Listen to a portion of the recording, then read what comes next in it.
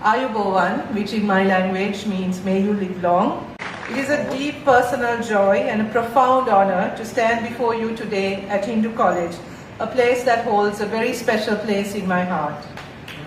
When I walked through the gates of this college as a young student from Sri Lanka in 1991, I think long before some of you were even born, having arrived in Delhi on an ICCR scholarship, I carried with me a mixture of dreams, uncertainties, hopes, questions, and also more than a little nervousness. I also heard that Hindu College is now place number 1. So very proud to hear that. Well done, congratulations. 30-something years ago, when I was a sociology student, navigating the vibrant yet somewhat overwhelming streets of Delhi, and I remember arriving here and Pepsi had just begun, and that was seen as a big deal then.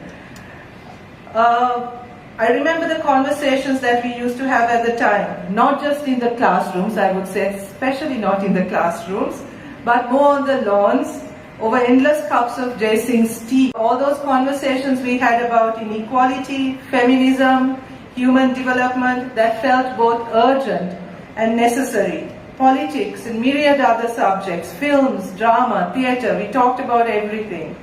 Of course, as young people, starry-eyed and idealistic, we naturally thought we knew it all. And that changing the world was an easy task, and all we had to do was leave Hindu College and get out there, and the world was ours. I also recall some of the discussions in sociology and the deep realization that understanding society meant understanding people, their struggles, their aspirations, their resilience.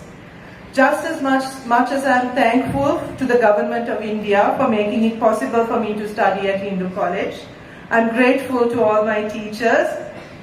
They didn't just teach me theories, but encouraged me to think critically, to question, and to never accept injustice as inevitable. The Delhi I knew at that time was different from the metropolis you experience today, but even then it pulsed with energy, diversity, and the promise of what India could become. To my mind, however, what makes Delhi truly unique still remains unchanged, and that is Delhi's ability to absorb people from everywhere, to embrace diversity, and most importantly, to teach resilience.